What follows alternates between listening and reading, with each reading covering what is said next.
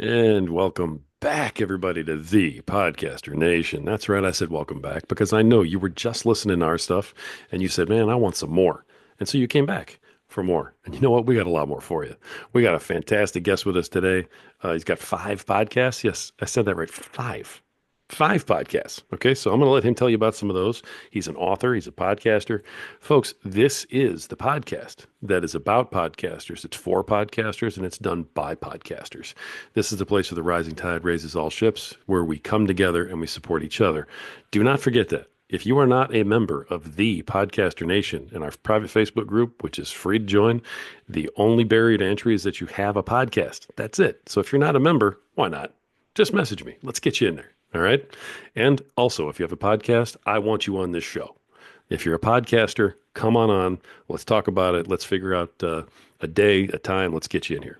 Now, without waiting any longer, let me bring on our guest today, author, podcaster, Mark Graban. Mark, how you doing, man?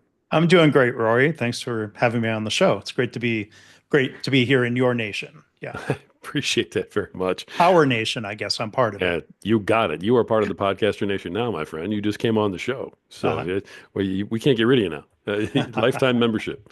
That's beautiful. All right. So we were talking before the show. We're all Big Ten people on here. So, but other than that, Mark, go ahead and tell our folks, all the podcasters listening and the rest of our audience, who is Mark Graban? What are you about? And what brings you here today, brother?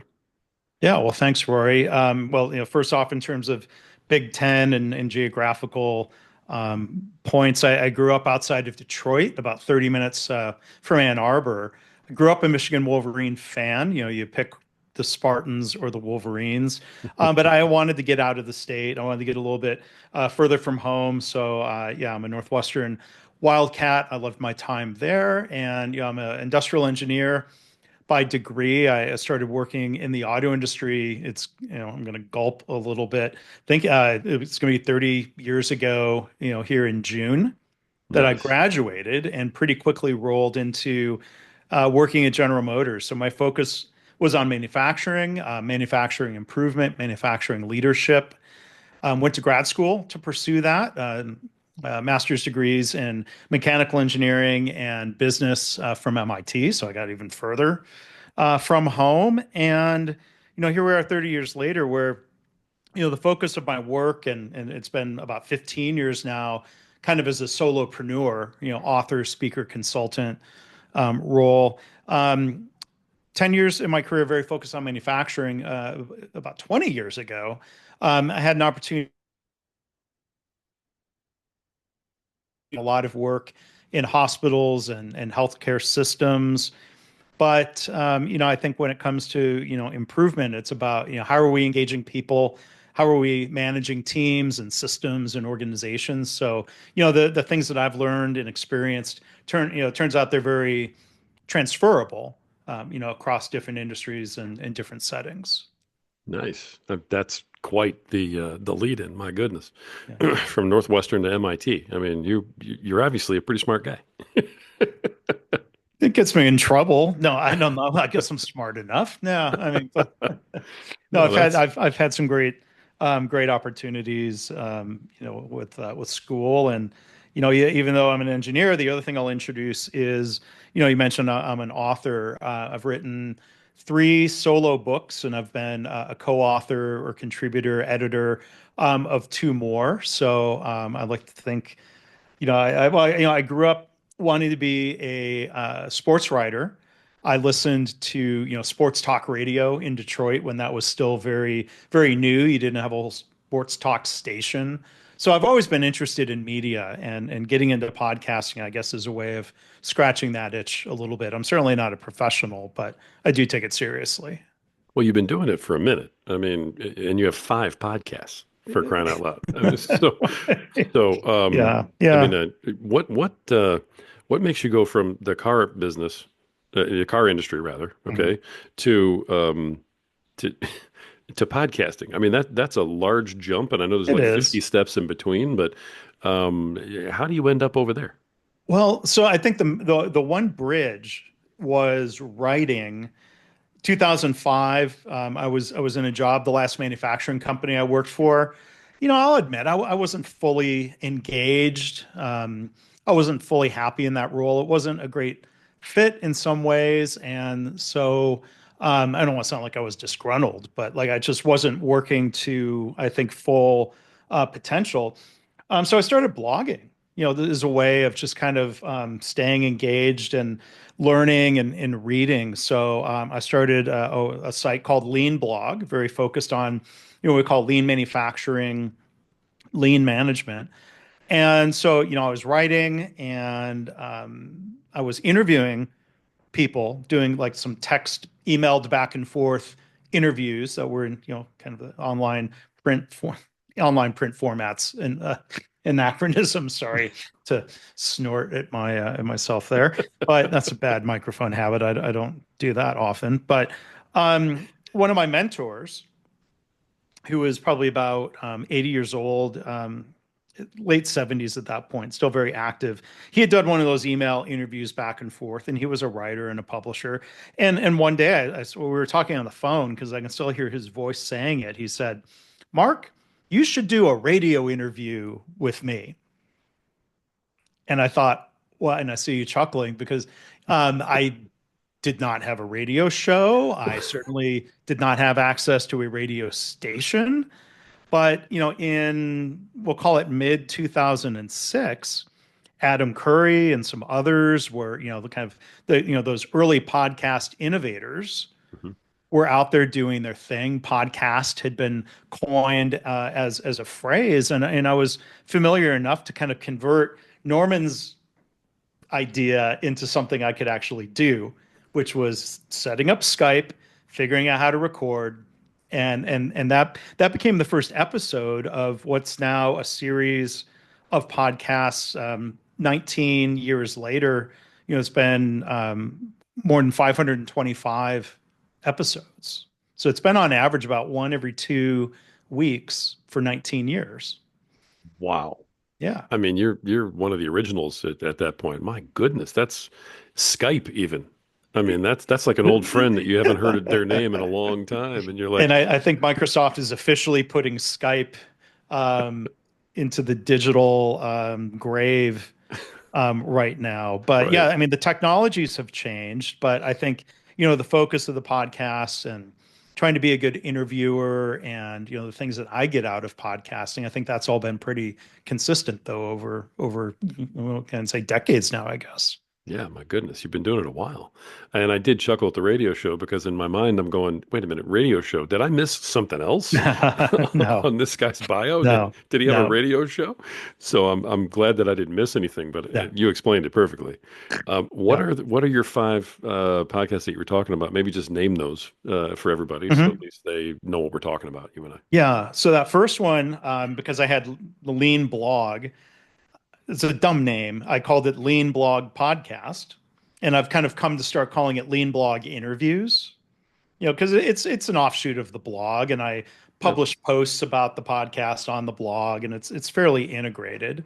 I started another one that was basically a solo series. I call that one Lean Blog Audio, where basically I'm doing audiobook style readings of blog posts and sometimes riffing and expanding, upon that as inspired.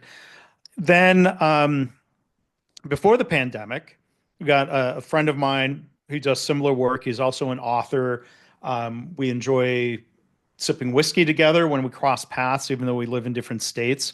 And we started a podcast called Lean Whiskey, where we would have a sip of whiskey and there would be a theme, and we would, kind of compare notes and talk about that a little bit. And then we would shift into, my concept initially was sort of like pardon the interruption, but around these topics of business and management and leadership. And we don't yell at each other. We're not Mike Wilbon, NU grad, I'll give a shout out, or Tony Kornheiser. We're not that funny or, Right. but the whiskey was a little part of the show.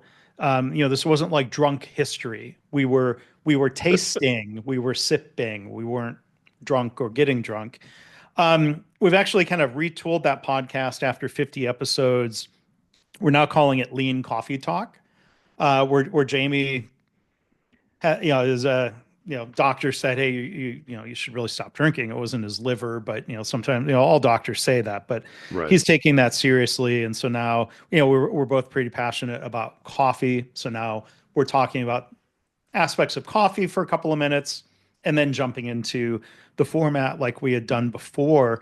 And then the fifth podcast, last but not least, is one that I run through my affiliation with the software company Kinexus. So we publish recordings of webinars. I do interviews with the CEO, who I've known and worked with for a long time. Sometimes interview customers and share other. That's a more varied, format of mostly audio podcasts. And then what would be the sixth, but I haven't been involved with it for about 2 years.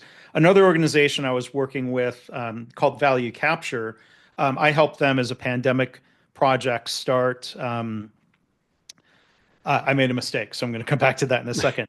I helped them start a podcast called Habitual Excellence. That was interviews with clients and team members and others. My other pandemic project, so this is the fifth of the five active ones, is called My Favorite Mistake. So I didn't intentionally make a mistake there. I don't need to do that. I make enough organic mistakes. But that was a pandemic project. I started that in September 2020, and that one is now over 300 episodes. Nice. Nice. So would you consider that your flagship podcast that you have right now, the one that you do the most? Yeah, yeah. I mean, Yeah. I published that one weekly. I was doing it bi-weekly, during the first 2 years or so. But then as, my work started getting a little bit back more to normal, there was too much. And so I scaled. And once a week is still a lot, but I find that manageable. So, um, yeah, I mean, apparently I enjoy podcasting. It sounds like it. I'm sorry to hear that you had to retire from the whiskey one. That sounds like it would have been a lot of fun. Were you trying different whiskeys on that show? Yeah, and we would go around the world. So if we weren't able to drink the same whiskey, we would each, for example, be drinking a bourbon from Kentucky or a peated Scotch. We would have some sort of theme, and even after 50 episodes of what we're calling the first season of that one, there's we didn't run out of different themes or topics whiskey wise. Nice. And so now Yeah. you've moved the whiskey into coffee, which happens to a lot of us when we get older. But so you moved that over to coffee, and Yeah. now are you trying different coffees and things of that nature, or is it just we're Different. drinking coffee, talking about different topics? At least for now, we're talking about different brewing methods, different types of coffee. We're kind of digging into that a little bit, but I think it gets the conversation going. I've actually, I'd gotten a lot of feedback from people that the Lean Whiskey podcast, because Jamie and I have known each other, for gosh, 25 years. That you have a level of conversation. Sometimes in a podcast you're interviewing, like today, we've just met, and you can have a good conversation. But I think a lot of people have said they really enjoyed that podcast, even if they don't care about whiskey, just because it's collegial, friendly, good discussions on that podcast. Nice, Yeah. nice. I just had one of the all-time OG podcasters who's been around for like 20 years and had, I don't know, 6,000 episodes type of Cool. thing. Yeah, it was Glenn Hebert who does the horse podcast. That's like one of the biggest ever. It's like the biggest Oh, daily podcast ever. But he okay. just he just said to me earlier that people, may come for the topic or for the Mhm. guest, but they stay for the host. Mhm. And so it Mhm. sounds like you guys have people staying for the hosts, which is I really hope, cool. yeah, I think so. Whether they're pouring something and having a sip with us or not. Yeah. That's really cool. So, all right, great. Now you wrote some books over Mhm. here, and I know that this latest book is important to you. I'm curious how the latest book, "The Mistakes That Make Us: Cultivating a Culture of Learning and Innovation," how Mhm. that interacts or plays into the My Favorite Mistake podcast. Are they Mhm. related at all, and how do you operate those? Yeah. So the podcast, again, it started September 2020. My first guest, by the way, was Kevin Harrington, who was one of the original sharks in the first season of Shark Tank. Yeah. And that was part of the origin story of how that podcast came to be. Second episode was a member of the House of Representatives, Will Hurd, a Republican from Texas. We had a mutual connection. I had met him before, and he was not running for reelection, and so you can't get a guest if you don't at least ask. And he and his press office actually said yes, so I was off to a good start. And one of my early guests, and I don't remember precisely who it was because this was said after we stopped recording. One of the early guests asked quite directly, "Are you doing this podcast because you're writing a book about mistakes?" And no, but that idea was sitting in the back of my head for a while, and I think it was maybe after about two and a half years with the podcast, I started seeing patterns in the types of stories that people would tell, how they reflected on their mistakes, how they talked about lessons learned and trying to grow, from mistakes. And being a writer, and I hadn't published a book since 2018. It seemed about time. I started writing what became the mistakes that make us. So a lot of those podcast stories are in the book. And then, the book also includes stories and examples from my own work and career and from Kinexus, the software company that I've been involved with. So, yeah, I mean, they're very related.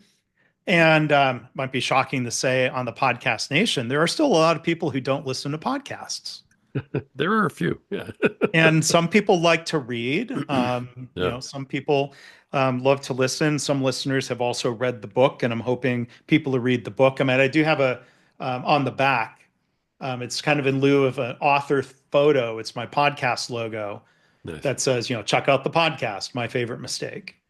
It might have been a mistake to use a slightly different name for the book compared to the podcast, but no, I'm happy with the book, and that's been out about 2 years now. Nice. Did you go through a publisher for that or did you self-publish? I've used a traditional publisher with my first couple of books. For the last two that I've done, I like the term independent Okay. publishing or indie publisher. Like, I'm an indie podcaster, or someone might be an indie band, because I certainly don't do it myself, but I'm the project manager. I'm the one who gets to make the decisions, for better or for worse. I might be wrong, but I'm not having to argue with the publisher over things like the title and the cover and the price. And, so that's why I've been doing independent publishing. Excellent. Excellent. I'm just curious. It's been amazing to me to follow some of the book journeys of folks. And I mean, you've written several. Mhm. So I mean, that's incredibly cool. You had one, I think it was called Lean Hospitals. That was my first. That was your first, and that has been translated into 8 languages. Is that right?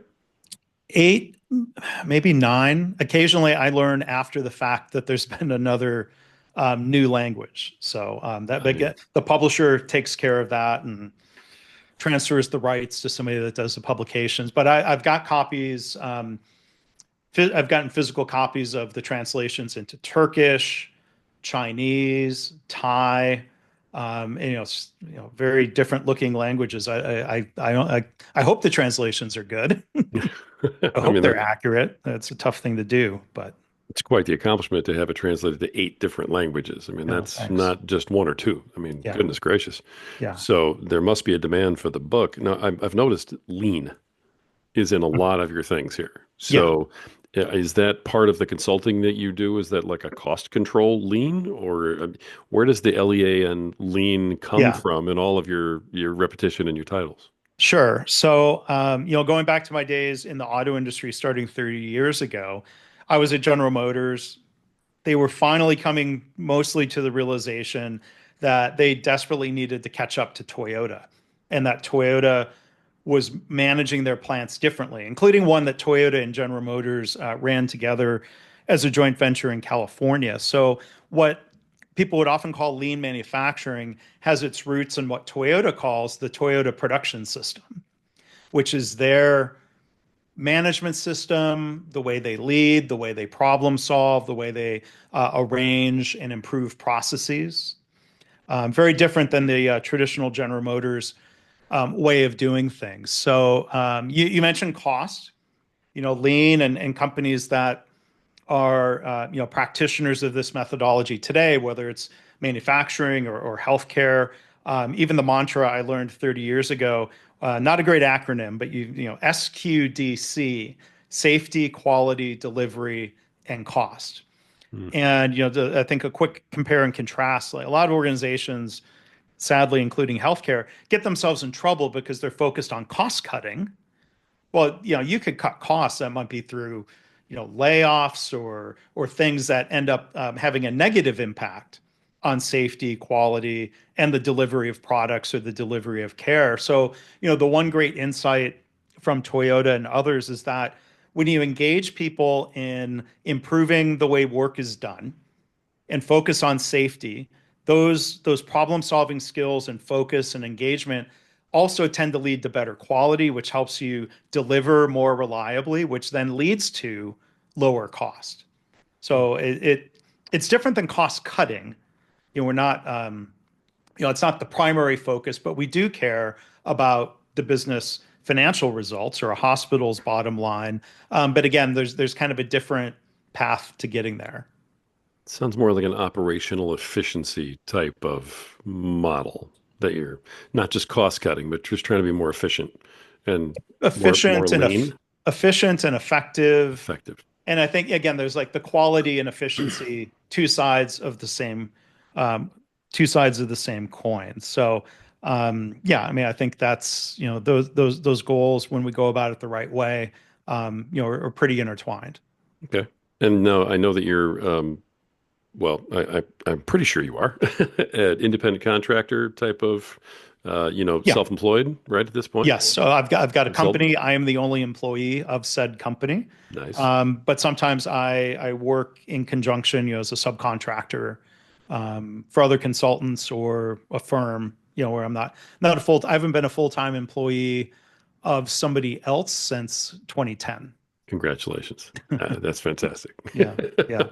That's I still have everybody's dream. customers. I still have a boss. Those customers.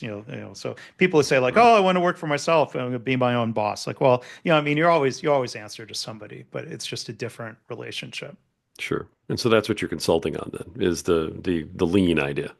Yes, a lot of that's been in healthcare. I still work with, or organizations in other industries. But again, Great. transferable ideas. Sometimes I'm able to bring things I've learned in healthcare into a manufacturing organization, even though a lot of hospitals have been, trying to bring the learning, about systems and quality improvement and how to engage people. There's a lot of lessons that can actually come from manufacturing into a hospital, even though those are obviously very, very different types of workplaces with a different focus and a different reason for being. Nice. Nice. I mean, you're Yeah. you're running your own business here, Mhm. a consulting firm here, Yeah. and you have 5 podcasts, and you're writing books, Mhm. and I can already Not hear. not currently writing, but Okay, I can already hear yeah. people going, "How?" I mean, you must be an expert at your own time management. Well, maybe a little bit of that. Some of it is, I think, just a sense of purpose and drive around these topics. And then, I mean, we talked before the show a little bit about family. I mean, I say only half jokingly, my wife and I don't have any kids, so I think that's one of the secrets to having additional time for whether that's learning about bourbon or writing or podcasting. So, yeah, that maybe that's a factor too. I would say for sure. All of mine are we're empty nesters now, so all Yeah. of ours are gone, and that was remarkable. What happened with our Mm. time when the last one moved out, and we sat down on the couch, looked at each other, and we were like, "Hi, nice to meet you." Now what the heck do we do now? So, Podcasting? No. right, yeah, ramp everything up exactly. So that does help, I'm sure. In regard to the podcast, the are you actively promoting all of these podcasts then, or do you have Yeah. assistants promoting them, or I mean, some sort of technique or system that you use? As much as I focus on systems, it might be a little generous to call what I do a system. I guess I have some habits, and some of those have changed over time. Um, I used to be very active on Twitter, but as LinkedIn has become, in some ways, more a professional social network, I certainly use LinkedIn to promote episodes. Sometimes people end up becoming guests because I'm exposed to things that they're writing about on LinkedIn. So LinkedIn is kind of part of that ecosystem. Probably 6 or 7 years ago, I started regularly publishing the video version of the podcast on YouTube. So we talk about these technology shifts Mhm. going into Zoom, in the ability to not just see the person you're talking to, but to record the video, and I do it more because it's easy to put it on YouTube, which I think helps with discoverability. Because I'm doing 40 to 60-minute episodes. So I think the reality is people are more likely to consume that into their ears while they're driving, walking, flying, etc., Right. as opposed to, and the marginal benefit of seeing people's faces is maybe not that great. But in maybe the last 2 years, I've started using an AI tool that puts together short clips, of a minute or less vertical video, that I put out on YouTube Shorts. Like occasionally, I'll also use Instagram. I certainly never got into TikTok.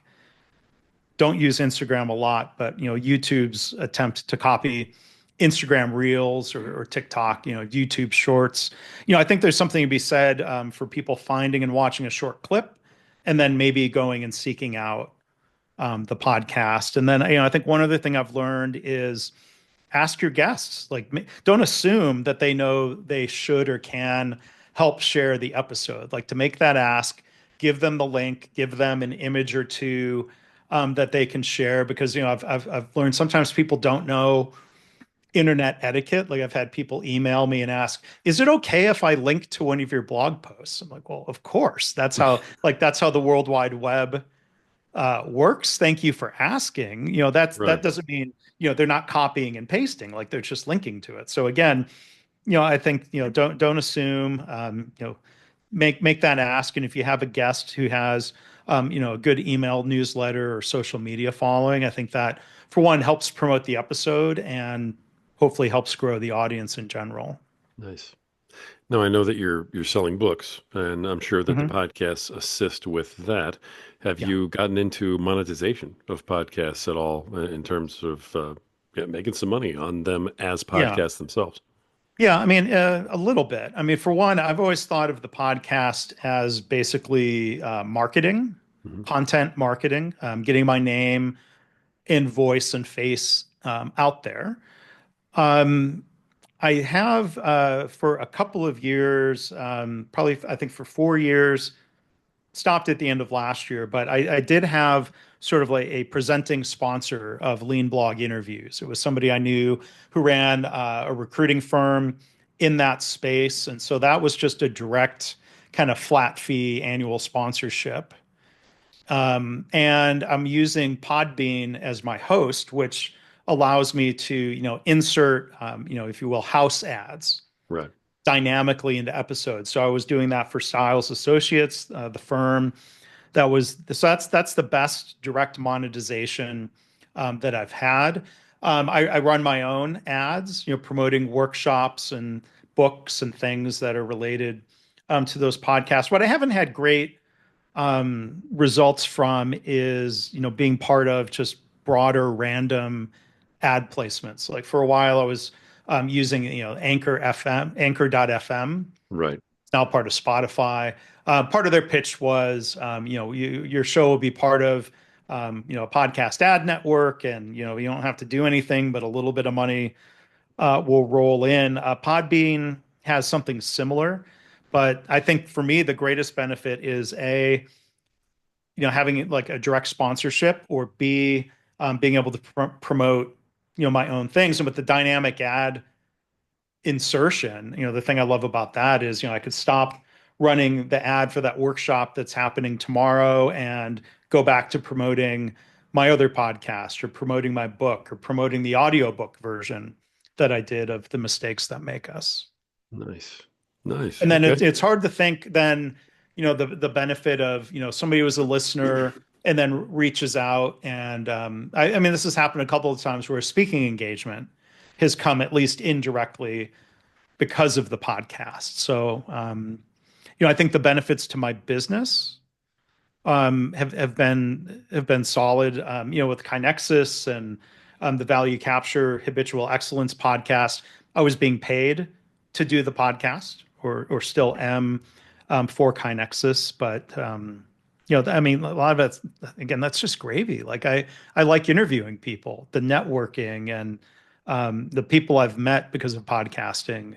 It's hard to put a direct value on that, but I'm going to keep doing this. It sounds like it. Yeah. No, Yeah. no plans to stop anytime soon.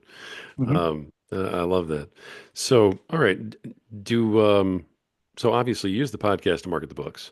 Do you Yeah. do anything else to market the books? I'm curious about that too. Well, I mean, I do continue writing through my blog, on LinkedIn. Mhm. When I'm writing on topics related to the books, throwing in a mention and a link or offering, a free chapter of the book. I try to do that fairly often.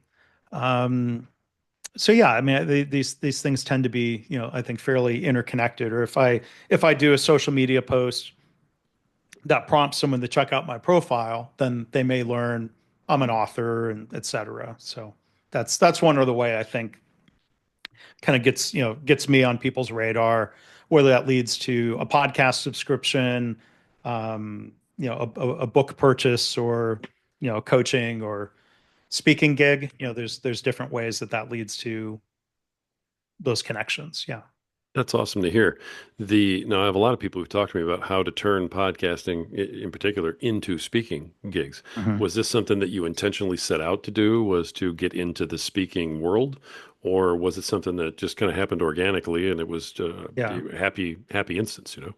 I mean, I think a lot of that was happening in parallel. So my first book, Lean Hospitals, was published in 2008. Around that time, I'd spent a lot of time in front of audiences, but it was more in the mode of being a trainer, which I think is a different style of speaking than doing a keynote speech or something like that. So it was actually, I think, originally the book that led to opportunities to come speak at conferences, to speak to organizations, Hmm. and and podcasting was starting to ramp up for me at about that same time.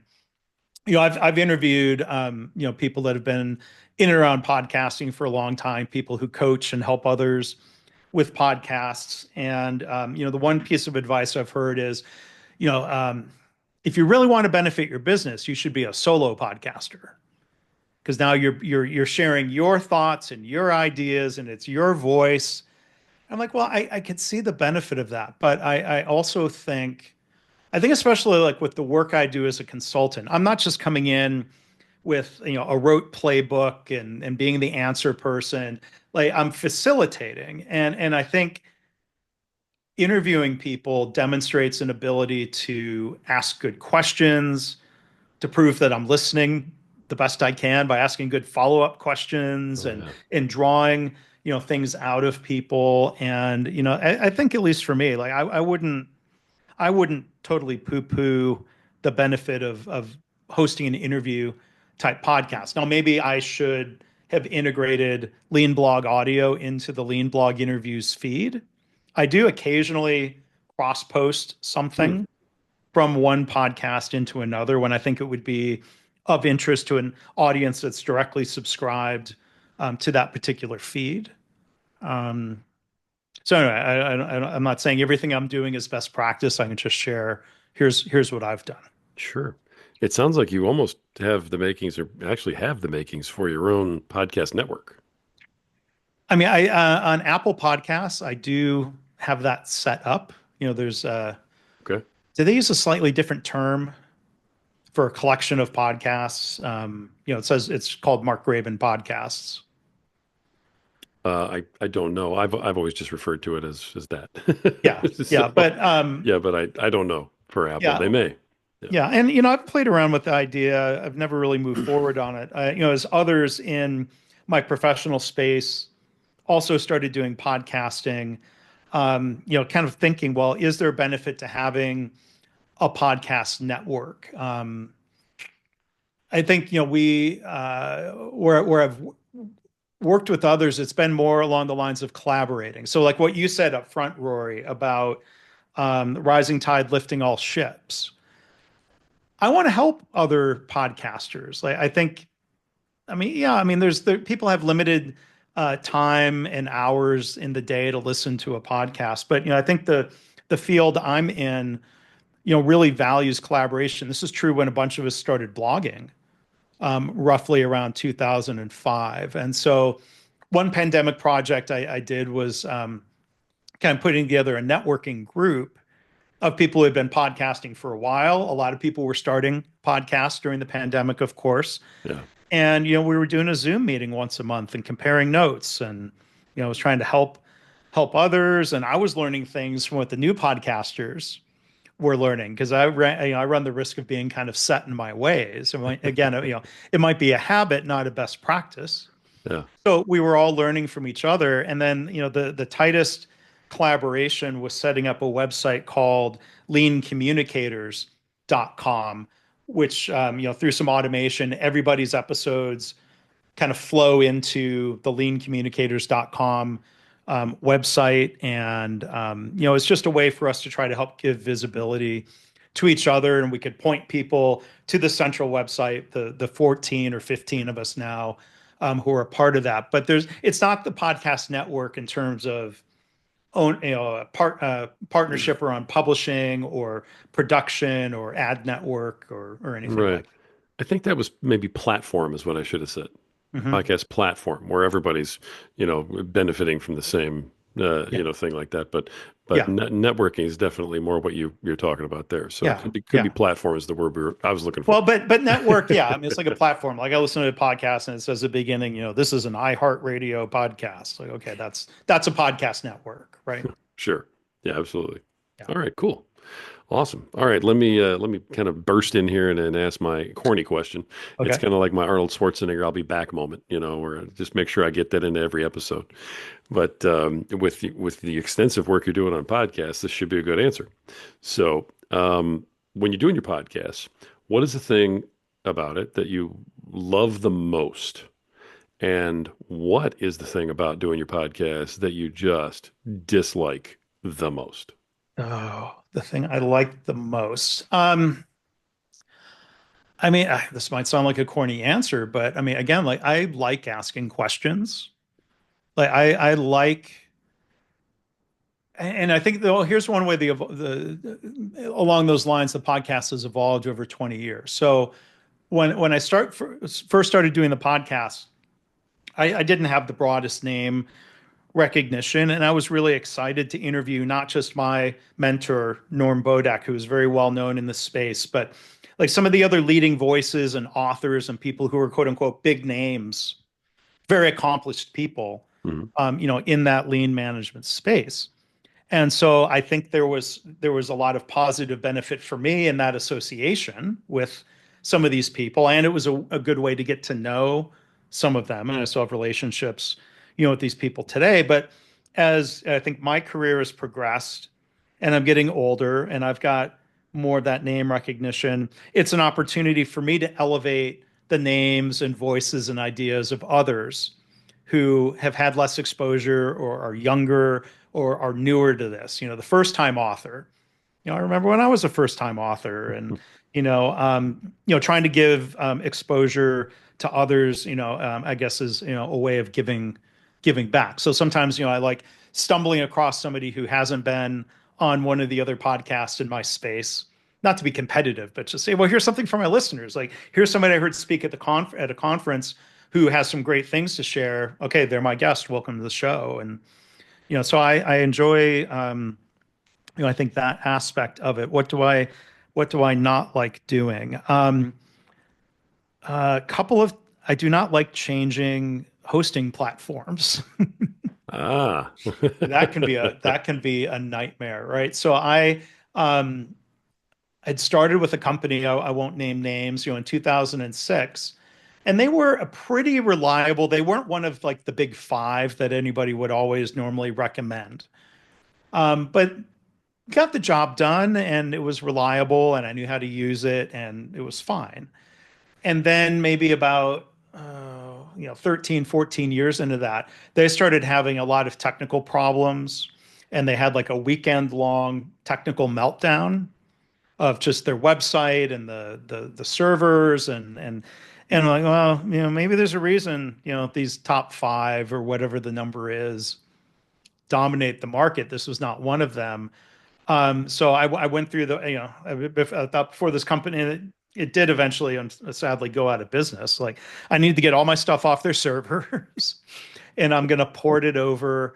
I've been happy with Podbean. I've done a few podcasts, and I even still have a couple on the Anchor.fm/Spotify platform. Because that one's free.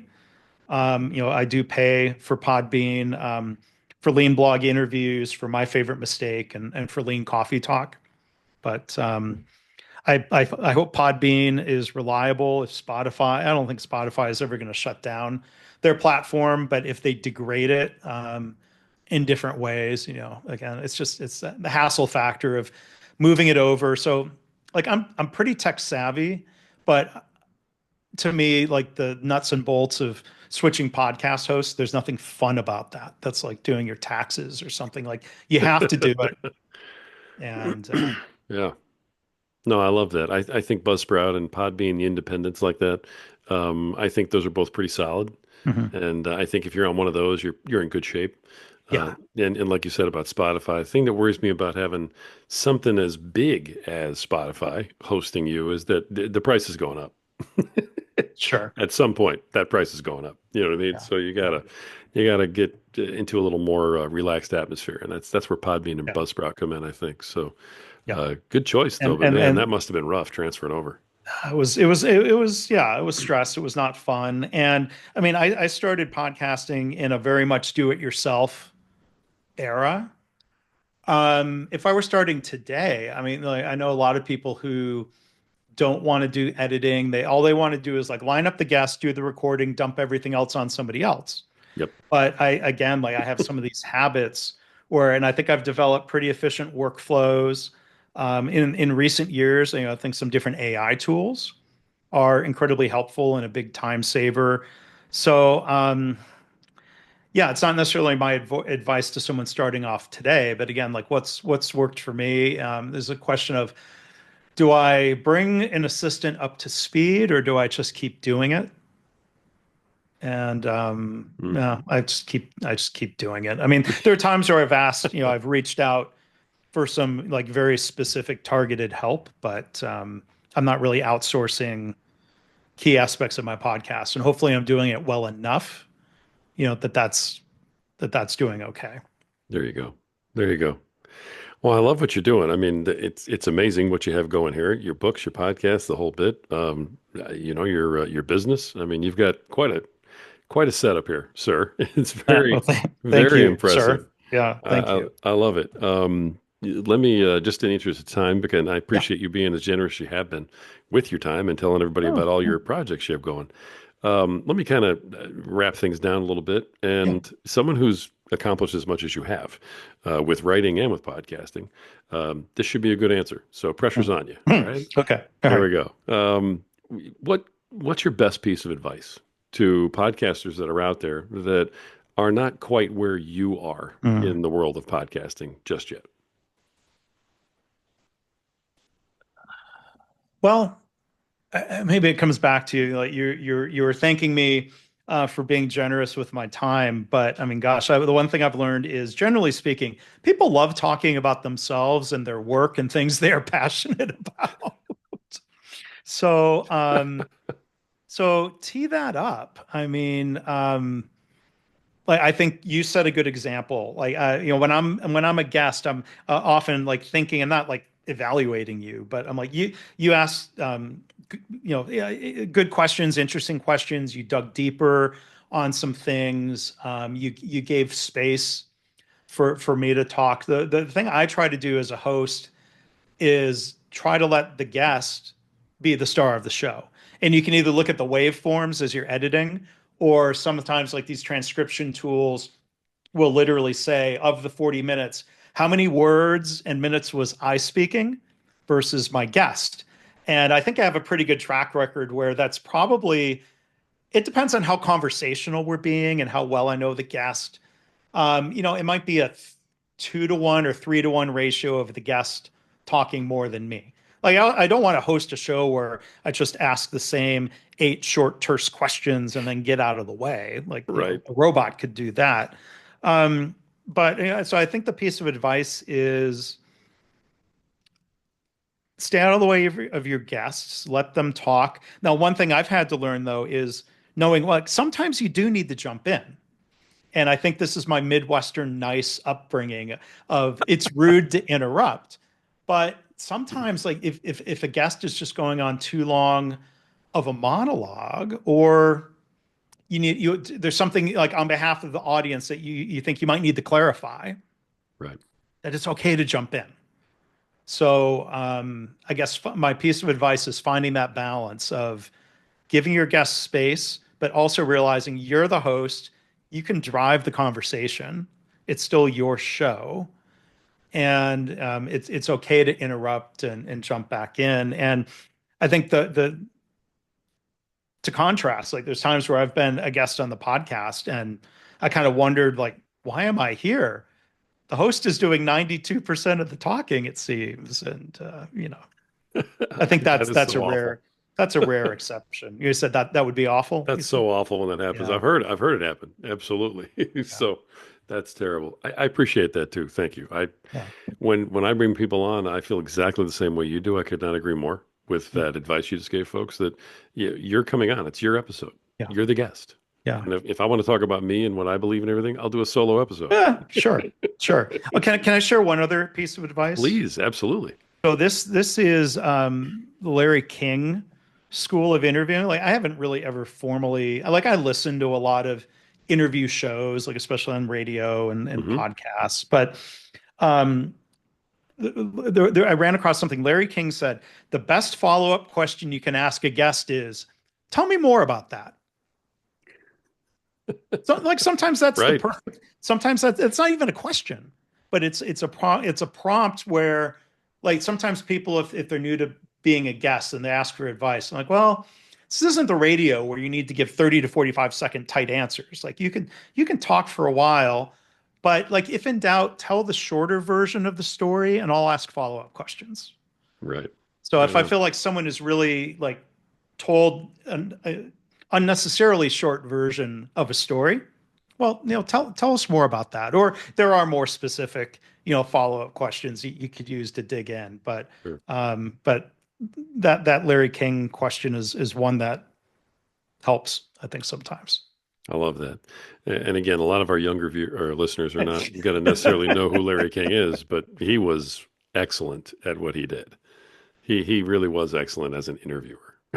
Yeah, yeah. So I mean, he became a bit of a caricature. You can go find Saturday Night Live parodies of Larry King, but yeah, I think listening to other interviewers is one good way to sort of try to hone the craft of being a better interviewer. yeah, for sure. Great advice. Great advice. I appreciate it very much. Mhm. Mark Graban, author, podcaster, thank you for coming on today and sharing everything that you did, telling us your story, and you know, great advice to everybody. I thought that was amazing. Thank you for All that. right, well, thanks. Thank you, Rory. Yeah. Folks, this has been another awesome episode of The Podcaster Nation.